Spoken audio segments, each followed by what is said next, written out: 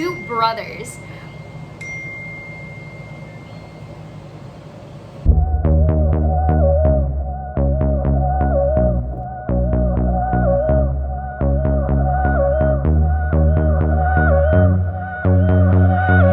Name is Hades, Lord of the Dead. Hi, how you doing?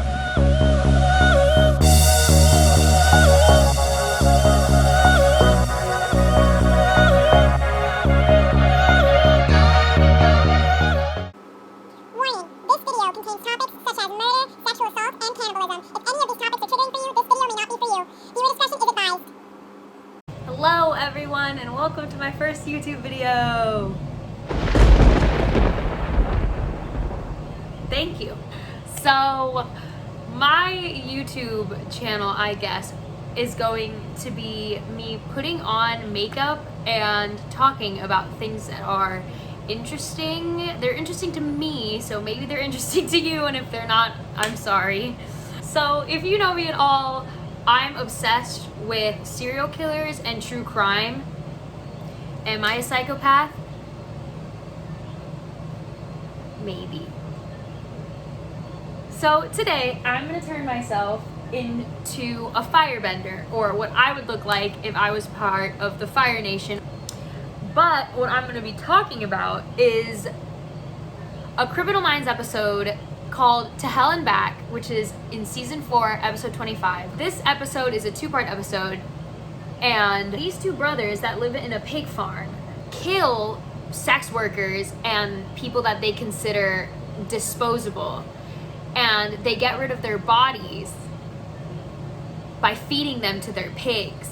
I didn't know that pigs will literally eat anything, like literally eat anything. They will eat through human bone and human flesh, no problem, because they're omnivores. So that's a really cool little fun fact about pigs.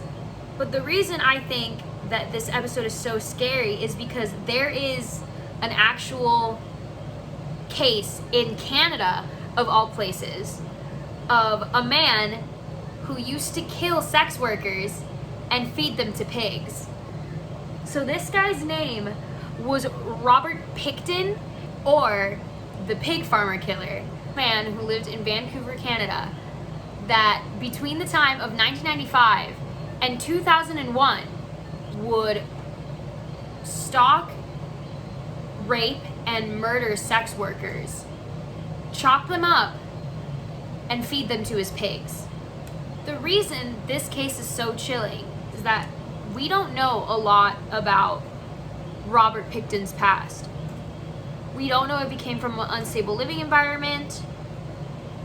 We just know that he had a brother, and that in the 90s, they used to have raves at the barn where he would then later on go and kill women. So, the first victim that the police in Vancouver connected to Robert Pickton went missing, and they reported Robert Pickton to be the last person that she was seen with. However, when they went to find any evidence at Robert Pickton's barn, they didn't find anything. And they didn't find anything because he disposed of all of her clothes and disposed of her body by feeding them to his pigs. But they tried to convict him for this girl's murder, and because there was not enough evidence, they had to drop the case. So this was the first instance that Robert Pickton was gonna be booked for the murder of someone, but because there wasn't enough evidence, they didn't convict him. But when they finally arrested him, all they had was these articles of clothing, or articles that belonged to these missing women. All of this evidence linking these women to being at Robert Pickton's barn. But the prosecution also had one more damning piece of evidence. One of John Pickton's friends, who was friends with him for a long time, confessed in court that Robert Pickton would tell stories about how he would force sex workers to have sex with him on his bed. He also confessed that he would force these women to do this by grabbing a wire or a belt that he kept under his bed for the purpose of raping women. He is so confident that he won't get caught because he disposes of evidence so well that he brags to his friends or anyone who will listen that he rapes women and tortures women. His friend also stated that Robert would brag about how after raping these women, he would torture them, strangle them, and then take him to the slaughterhouse. He would also brag that after he would take these women to the slaughterhouse, when he was chopping them up, he would say, and quote, "Oh, you know how much they bleed. You wouldn't believe how much blood comes out of one person." But even though the prosecution didn't have a body or a murder weapon, on December 9th, 2007, Robert Pickton was found by an entire jury guilty of 6 counts of second-degree murder. And in case you didn't know what second-degree murder was, because you don't know a lot about law or whatever be the case, second-degree murder is murder that was planned out, it was thought out, it was methodical. It wasn't an accident or a crime of passion or something that happened in the moment. So in Canada, second-degree murder can be from life in prison without a chance for parole for 10 years all the way to 25 years without parole. Robert Pickton got convicted of 6 counts of second-degree murder. And that honestly makes me really angry, because even though he was convicted of 6 murders, he confessed to killing 49 women, and the police could connect 69 women to Robert Pickton. But because there was no physical evidence, they couldn't prove that he killed more women. So there are still women out there who don't have justice, and their families don't have justice for their murder.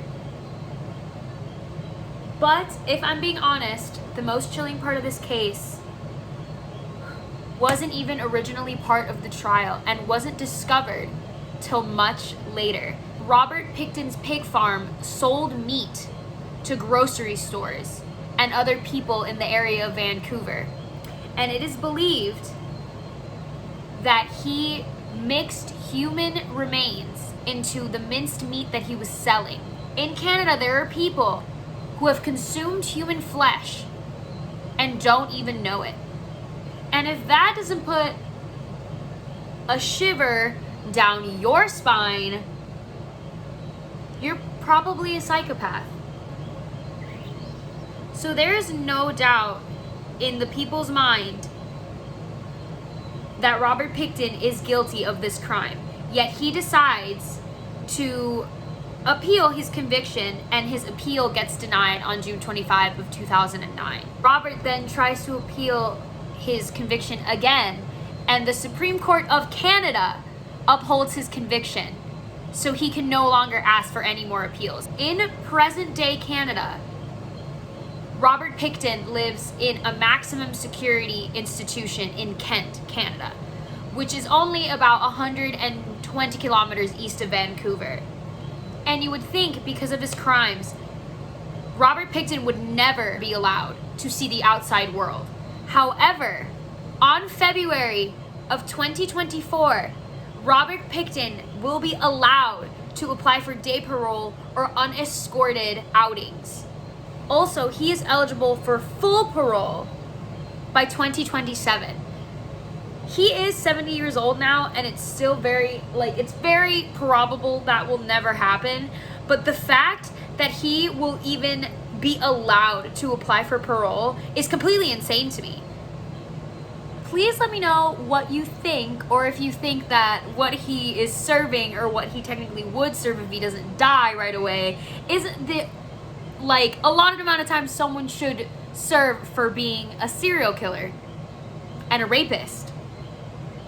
But anyway, that is one of my favorite Criminal Minds episodes, and the crime that actually inspired it. A lot of Criminal Minds episodes aren't even inspired by real cases, but this one is, and it's one of my favorites. So thank you so much for listening, and if you want to see this completed look, I will have my TikTok and my Instagram linked down below. I will also have the link down below of the Spotify and SoundCloud of the artist who made my intro music. He's one of my very best friends in the whole world, and I'm very, very proud of him.